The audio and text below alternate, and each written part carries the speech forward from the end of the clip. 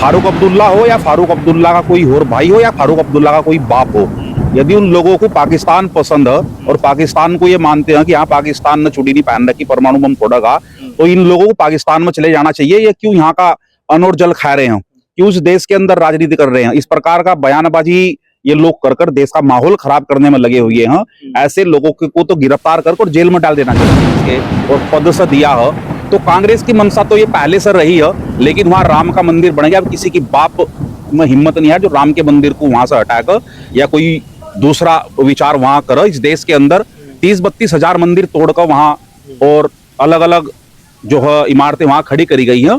अब उन पर विचार चल रहा है वो कितनी जल्दी यहाँ आवेंगे, कितनी जल्दी वापस आवेंगे।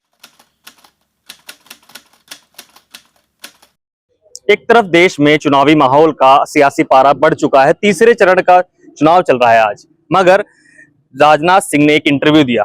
इंटरव्यू ऐसा हुआ, डिफेंस मिनिस्टर बोल रहे हैं कि जो पीओके है वहां पर कब्जा की बातें हो रही हैं। यही नहीं कहा कि बलपूर्वक होगा, मगर इसी बात को कोट करने के लिए जम्मू कश्मीर के पूर्व सीएम फारूक अब्दुल्ला का बयान सामने आता है। फारूक अब्दुल्ला कहते हैं कि पाकिस्तान ने चूड़ियां नहीं पहनी है, वहां पर उनके पास भी परमाणु बम है। तो सीधे सीधे इन मुद्दों से जुड़ने के लिए बजरंग दल के बड़े नेता से बात करते हैं। विकास त्यागी जी हमारे साथ मौजूद हैं। सबसे पहले स्वागत करूंगा विकास जी। धन्यवाद। कैसे देख रहे हैं पूरे मामले को?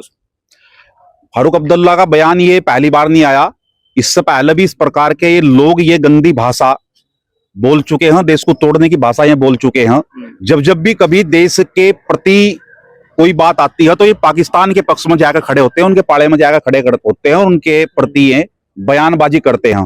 फारूक अब्दुल्ला हो या फारूक अब्दुल्ला का कोई और भाई हो या फारूक अब्दुल्ला का कोई बाप हो, यदि उन लोगों को पाकिस्तान पसंद है और पाकिस्तान को ये मानते हैं कि हाँ पाकिस्तान ने चुड़ी नहीं पहन रखी, परमाणु बम फोड़ेगा, तो इन लोगों को पाकिस्तान में चले जाना चाहिए। ये क्यों यहाँ का अन्न और जल खा रहे हैं, क्यों उस देश के अंदर राजनीति कर रहे हैं? इस प्रकार का बयानबाजी ये लोग कर कर देश का माहौल खराब करने में लगे हुए हैं। ऐसे लोगों को तो गिरफ्तार कर जेल में डाल देना चाहिए।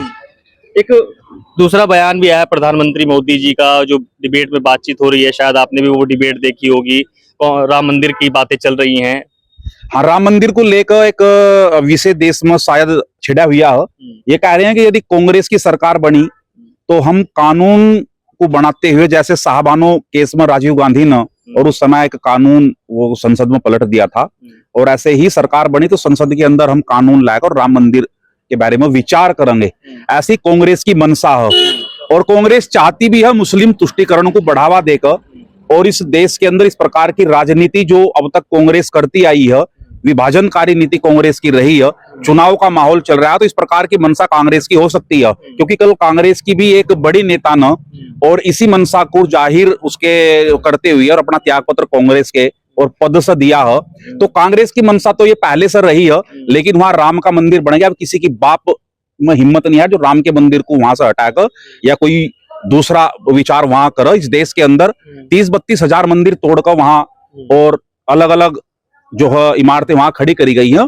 अब उन पर विचार चल रहा है वो कितनी जल्दी यहाँ आवेंगे, कितनी जल्दी वापस आवेंगे। राम मंदिर की तो आप बात छोड़ दो, 30-32 हजार जो मंदिर है वापस लेने की प्रक्रिया चल रही है।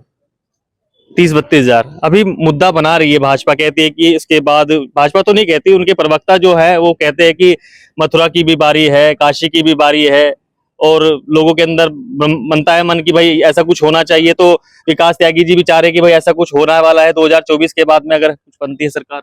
भाजपा क्या कह रही है मैं उस पर टिप्पणी नहीं करूंगा, क्योंकि एक राजनीतिक पार्टी है और मैं एक गैर राजनीतिक व्यक्ति हूं और एक ऐसे संगठन से मैं जुड़ा हुआ हूं।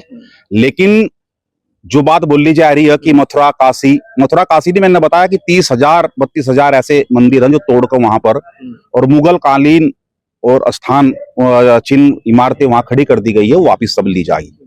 ठीक, तो विकास त्यागी जो बजरंग दल के बड़े नेता हैं, जिन्होंने बेबाकी से अपनी राय रखी।